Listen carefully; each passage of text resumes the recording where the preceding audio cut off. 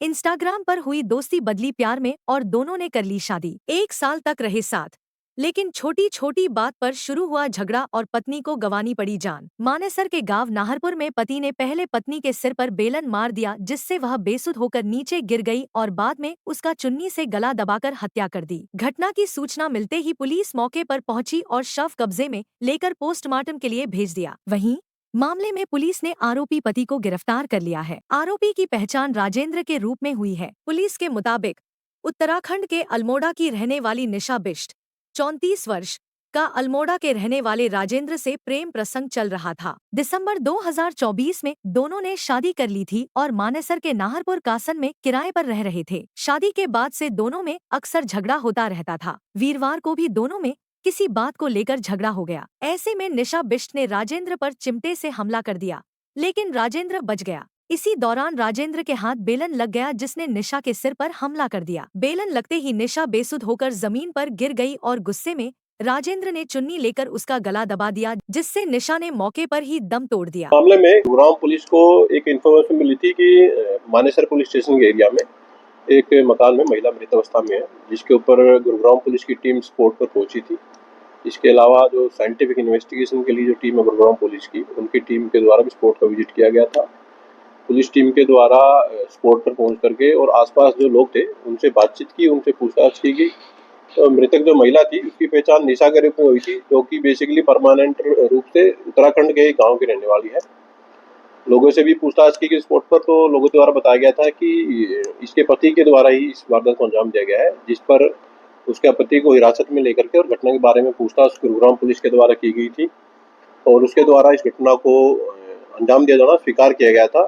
आरोपी पति है, उसकी पहचान राजेंद्र के रूप में हुई थी, जो कि 26 वर्षीय व्यक्ति है और ये भी स्थायी रूप से उत्तराखंड के ही एक गाँव का रहने वाला है।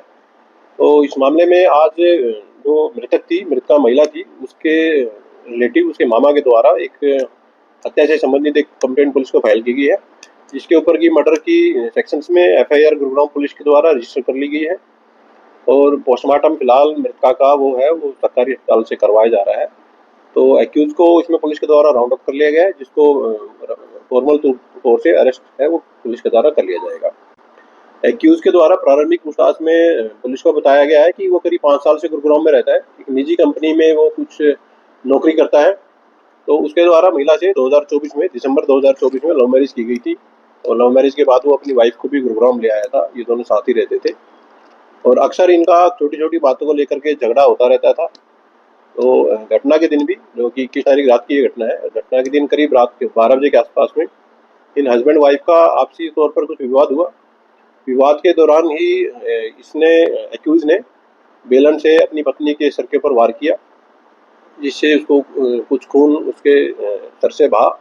इसी दौरान इसने चुन्नी लेकर के और चुन्नी से गला घोट करके अपनी पत्नी की हत्या कर दी। आरोपी द्वारा बताया गया है कि वो घटना को अंजाम देने के बाद में रात के समय वो अपने भाई का घर, जो उसके आसपास ही कहीं रहता है, अपने भाई के घर चला गया था और सुबह वो अपनी कंपनी चला गया था। तो पुलिस को जैसे ही घटना के बारे में मालूम हुआ था, पुलिस के द्वारा उसको राउंड अप कर लिया गया था और राउंड अप करके जब उसे पूछताछ की गई है तो उसने घटना को अंजाम देना है वो स्वीकार किया है। आरोपी और मृतका दोनों ही स्थायी रूप से उत्तराखंड के अलग अलग गाँव के रहने वाले हैं, जिनके द्वारा वर्ष 2024 में लव मैरिज की गई थी और लव मैरिज के बाद दिसंबर 2024 में ये लोग गुरुग्राम शिफ्ट हुए थे और उसके बाद ही ये दोनों साथ में रह रहे थे।